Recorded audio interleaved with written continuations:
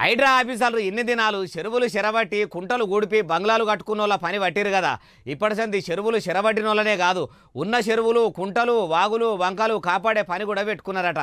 చెర్ల చుట్టుముట్టు అద్దులు వాతుతూ రాలేకుంటే కబ్జాలు పెట్టకుండా చుట్టూ గోడలు లేపుతుర్రా. చూద్దాం పరి. అయ్యా రంగనాథ్ సారు ఇక చెప్పుండ్రి.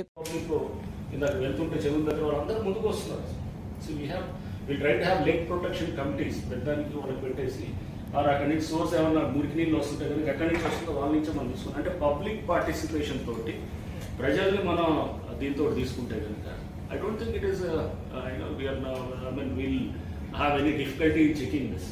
ఇన్నరా ఏమంటుండో, పట్నంలో ఏ చెరువు కాడికి పోయినా ఆడున్న పబ్లిక్ వచ్చి మా చెరువును కాపాడాలే సార్ అని ముంగడికి వస్తుర్రు. కాబట్టి చెరువులు కుంటాల చుట్టుముట్టున్న పబ్లిక్కే చెరువులను కాపాడే కమిటీగా పెడితే అక్కడికి మోరి నీళ్లు రాకుండా చూసుకునే జిమ్మదారితనం తీసుకుంటారని అనుకొచ్చిండు.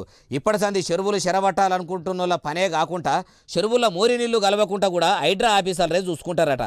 అయ్యా రంగనాథ్ సారు, హైదరాబాద్ పట్టణంలో బిల్డింగులకి వెళ్ళి వచ్చే మోరి నీళ్లు మొత్తము మూసీ నదిలకు ఇడిచిపెట్టి ముక్కు మూసుకునే కాడికి తెచ్చిర్రు. ఇప్పుడు మీరు చెరువులకు మోరి నీళ్లు రాకుండా చేస్తామనడు మంచిగానే ఉన్నది. మొదలు పెద్ద పెద్ద బిల్డింగుల ఉన్నోళ్లకు మోర్లు చేసి అవిట్లకెళ్ళి వచ్చే నీళ్లను పట్నంకు దూరంగా తీసుకుపోయి ఎస్టీపీలతోని మంచినీళ్ల లెక్క తయారు చేసి అప్పుడు కాలువలు తీసి చెరువులకు ఇడిచే పని పెట్టుకోవాల్సి వస్తుంది. గా యుగురం చెయ్యిండ్రి. రైతు రుణమాఫీ పురాగా చేస్తేందుకే సర్కారు తాన పైకం లేదంటుర్రు. నీళ్లు సాపు చేసే పనికి పైకం ఏడికెళ్ళి తెస్తారు సారు. జిహెచ్ఎంసీల ప్రజలు పనుల రూపంలో కట్టిన పైకంతోనే అవుతుందా అంటుర్రు ఈ ముచ్చటిన్నోళ్ళు.